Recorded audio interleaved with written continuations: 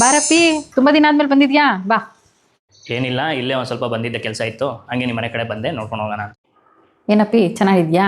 ಚೆನ್ನಾಗಿದ್ದೀನಿ, ಆರಾಮಿದ್ದೀನಿ. ಯಾವ ಮದ್ವೆ? ಇಲ್ರಿ, ನನಗೆ ಇನ್ನೂ ಈಗ 25. ನಿಂಗೆ ಇನ್ನೂ 25? ಟೆನ್ಷನಿಗೆ ಸ್ವಲ್ಪ ಏಜ್ ಆಗಿರೋ ಥರ ಕಾಣಿಸ್ತೀನಿ. ನನ್ನ ಫ್ರೆಂಡ್ ಸರ್ಕಲಲ್ಲೂ ಕೆಲವೊಬ್ರು ಹಂಗೆ ಅಂತಾರೆ, ನನಗೆ ಸ್ವಲ್ಪ ಏಜ್ ಆಗಿರೋ ಥರ ಇದೆಯಾ. ಹೌದಾ? ಅಂಥದ್ದೇನಪ್ಪ ಟೆನ್ಷನ್ ನಿನಗೆ? ಈಗ ರೀಸೆಂಟಾಗಿ ಹೋಟ್ಲು ಬಿಸ್ನೆಸ್ ಬೇರೆ ಸ್ಟಾರ್ಟ್ ಮಾಡಿದ್ನಾ. ನಿಂದು ಬಿಸ್ನೆಸ್ ಇದೆಯಾ? ಆ ಬಿಸ್ನೆಸ್ಸಿಗೆ ಕೆಲಸದವರು ಸರಿಯಾಗಿ ಸಿಗ್ತಿರ್ಲಿಲ್ಲ. ಕೆಲವೊಂದ್ಸತಿ ನಾನೇ ಪಾತ್ರೆ ತೊಳೆದು ಬಂದಿದ್ದೀನಿ. ಮತ್ತೆ ಯಾವಾಗ ನೋಡಿದ್ರು ಮನೇಲೇ ಇರ್ತೀಯಾ?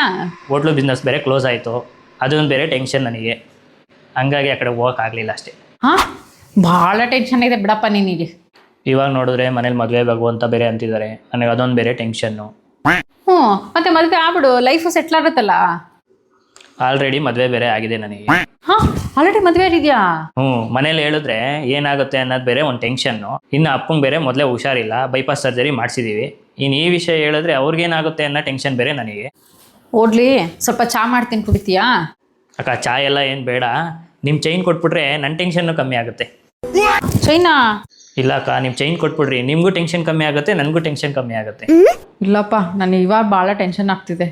ಇಲ್ಲ, ಹಂಗೆ ಅಂದ್ಬಿಡ್ರಿ ಅಕ್ಕ, ನಾನೇನಾರು ಈ ಫ್ಯಾನಿಗೆ ಉರುಳಾಕೊಂಡ್ರೆ ಏನು ಚೆನ್ನಾಗಿರುತ್ತೆ ಹೇಳ್ರಿ.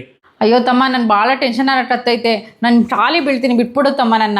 ಇಲ್ಲ ಇಲ್ಲ, ನೀವೆಲ್ಲ ಹಂಗೆ ಅಂದ್ಬಿಡ್ರಿ, ನೀವು ಹಿಂಗೆ ಅಂದ್ಬಿಟ್ರೆ ನನಗೆ ಇನ್ನೂ ಭಾಳ ಟೆನ್ಷನ್ ಆಗಕತ್ತದೆ.